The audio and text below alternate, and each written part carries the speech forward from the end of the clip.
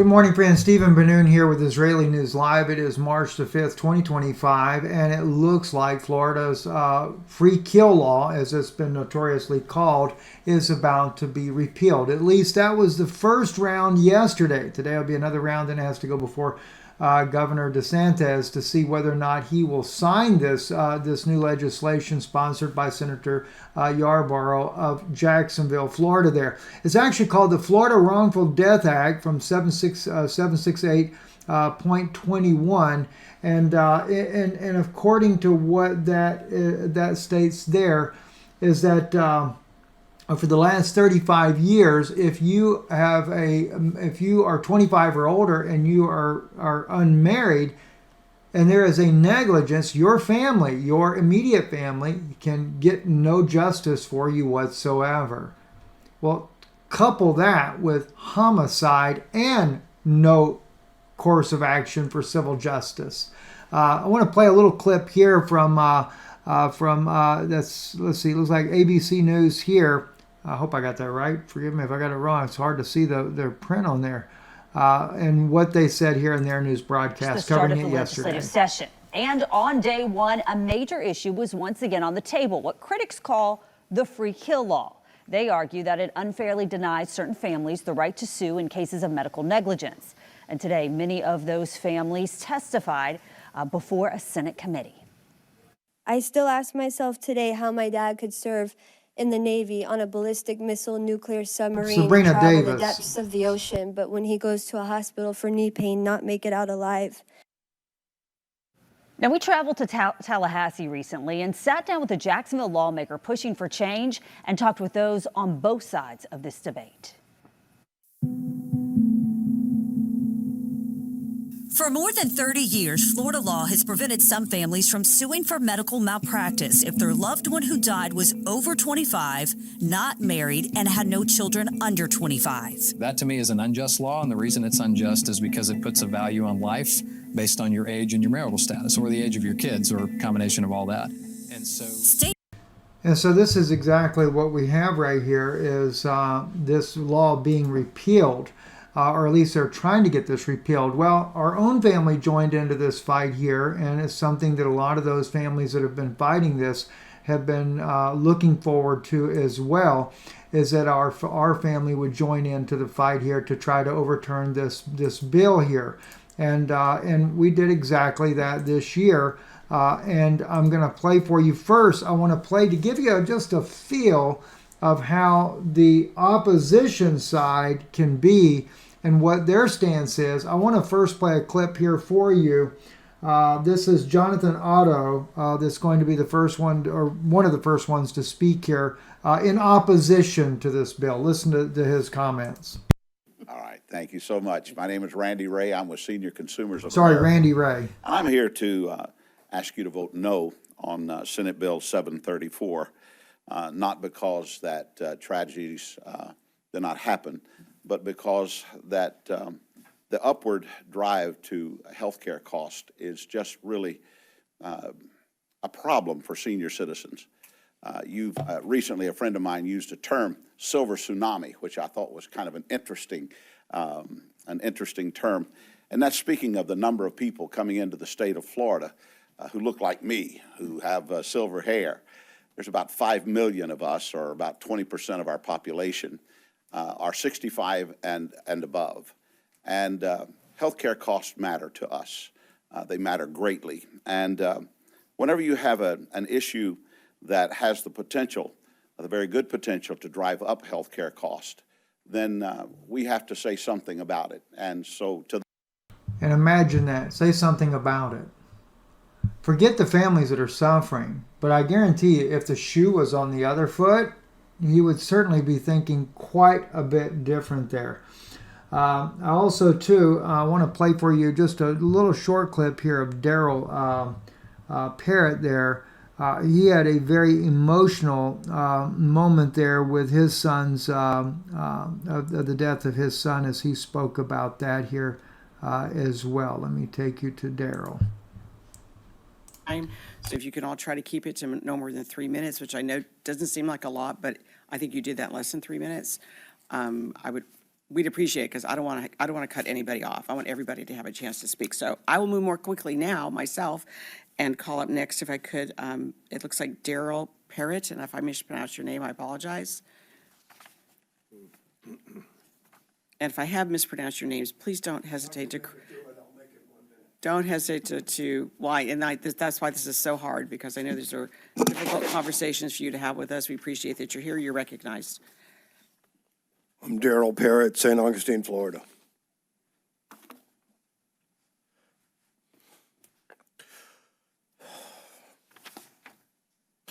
Why is my 33-year-old son dead? That's not a question. That's a terrible question that no father should ever have to ask anyone. The fact that I can't get that question answered because of this law makes living harder than dying. So many emotional statements that were made throughout this whole time here. Many different people that have suffered the loss of loved ones and that have just not been able to get the justice. This man here actually came in support to have the law repealed because he had been nearly killed in the medical system there. So he wanted to stand for the families that have lost their loved ones as well. This man here, I believe, is in opposition. Doctors and hospitals face the highest medical malpractice premium rates in the entire country. This bill, as written, is going to likely add hundreds of new claims into the system each year. Remember, this is not only new cases, but also existing cases that will have new claimants in them. So adding hundreds of cases into the system without any protection for doctors and hospitals on the other side. So protect the doctors while the doctors continue to make all these mistakes, careless mistakes. As one person pointed out, the bill, the malpractice insurance would go down if you'd quit doing malpractice. I do want to take you, though, to where Ethan comes in. And Ethan, you normally see him on his channel, Ethan Suto. He actually is changing his name to his grandfather's name in memory for his grandfather and because his grandfather was like a father to him. But he has to go by his legal name here, Ethan Lopez. So let me take you to where Ethan is speaking here.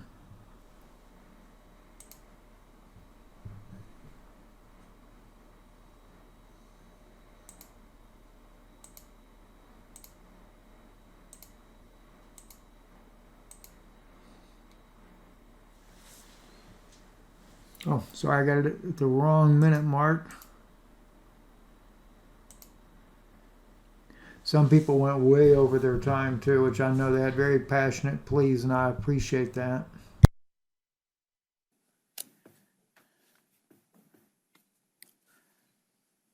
I know this is hard, but I'm going to ask you to try to keep it short, too, if you could, sir. I really appreciate you being here, though. You're recognized. I will do my very best. Okay.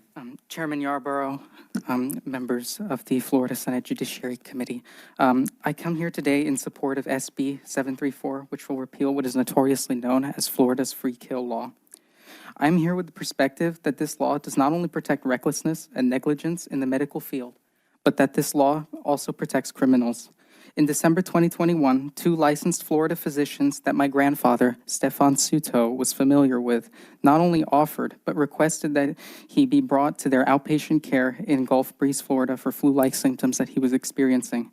In short, these 2 physicians proceeded to inject my grandfather with 21 milliliters of IV hydrogen peroxide over 5 times, as well as administering to him direct ozone gas into his veins at over 10 times. And they did all of this while lying to and defrauding my grandfather and the rest of the family in every step and aspect of his care. They also performed an out-of-hospital, non-cross-matched blood transfusion on him. My family would hire a private forensic pathologist, Dr. Daniel Schultz, who conducted an autopsy on my grandfather's body and concluded that his death was caused directly by the actions of the doctors that I have mentioned to you.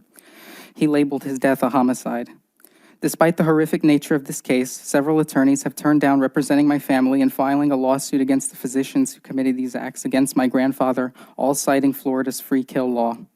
And due to this inhumane law, not only have we been unable to file a civil lawsuit against the physicians who caused my grandfather's death, but it has made the process of obtaining a criminal prosecution against the physicians who did this to my grandfather far more difficult. According to attorneys who my family have spoken to, had our family been able to file a civil lawsuit against the involved physicians, it could have potentially led to a judge ruling in our favor and giving punitive damages against the physicians for their reckless and negligent conduct, letting law enforcement and other state officials know the serious nature of what took place.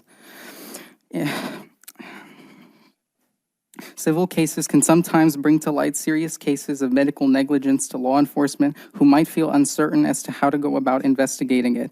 And I don't blame them at all. Cops have a lot on their hands. How are they supposed to know where exactly the line is between medical malpractice or something that rises to a level far above it? This law, the free kill law, is not just a shame on the state of Florida, it is a national embarrassment. I'm sincerely asking you to please repeal subsection 8 of Florida 768.21. It's unbelievable that a state as beautiful as Florida has a law that is this ugly. Thank you. Thank you. Catherine Magar, you'd be followed. That was absolutely amazing, in my opinion, there with what he said. I want to take you to the last part of this here. And this is where they're going to vote on this, which we actually listened to live yesterday. I did delete it because I wanted you to be able to hear Ethan's speech. We had not announced that we were going to do this, but we kind of kept this private until the time that it happened. Let's listen in. To make this as good as it can be made. But my commitment to you was that I will support the bill at this stop, and I'm not going to change my mind today. So thank you all. I know some of you came from a long way away.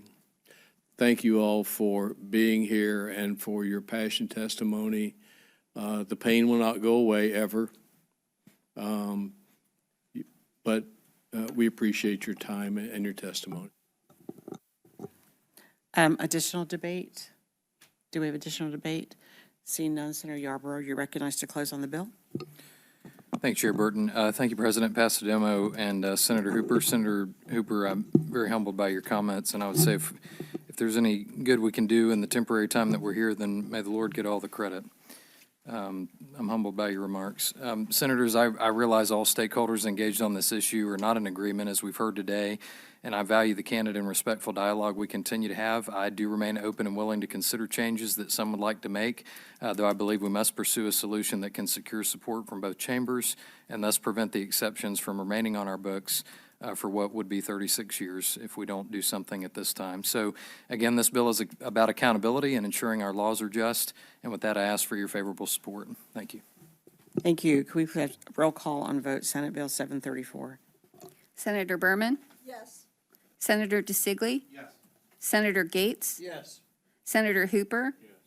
Senator Leek? No. Senator Osgood? Yes. Senator Pasadomo? No. Senator Polsky? Yes. Senator Trumbull? Yes. Senator Yarborough? Yes. Chair Burton? Yes. 9 yeas, 2 nays. By your vote, Senate Bill 734 is reported favorably. Ladies and gentlemen, thank you. I believe we had do we have?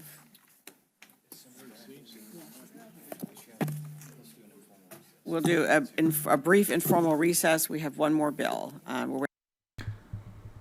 Amazingly, for the first time in 35 years, these families have been able to overturn the Florida free kill law, or the, as it's called, the rightful word, Florida's Wrongful Death Act 768.21. But you know, sadly, unless there is some provision made in the bill to where families that have been wronged could have a retroactive ability to get justice, those families that have fought for decades will never still see justice because of statute of limitations. I'm Stephen Benoon. You're watching Israeli News Live. Be sure to subscribe to Ethan's YouTube channel, and I'll take you to that real quick, just as a reminder. Because he is steadily uploading more and more information on his channel about what has happened to his grandfather. I thought I was on his channel, but I guess not. Let me get it to the right place here. The information that he is going to continue to share is the factual information. This young man does an amazing job at getting the documents, filing for the requests for the public documents that are out there, and he's up against a wall. Believe me, he's up against a wall. Oddly enough, when they were there at the Florida chamber, they visited one of the representatives from the Pensacola area, or Santa Rosa, I'm not sure, is from that district up there in the Escambia County, Santa Rosa County area there. And when they took in the papers there about my father-in-law's death, Stefan Suto, they said to my family, to my wife and to my son, we already know about this case, but we will gladly take it. And yes, we are voting in favor to repeal this law. So that was very nice to hear as well. Also to justiceforstefansuto.org. Let me just remind you too where you can follow more about this here. Let's see, justice. Whoop, I forgot the word for.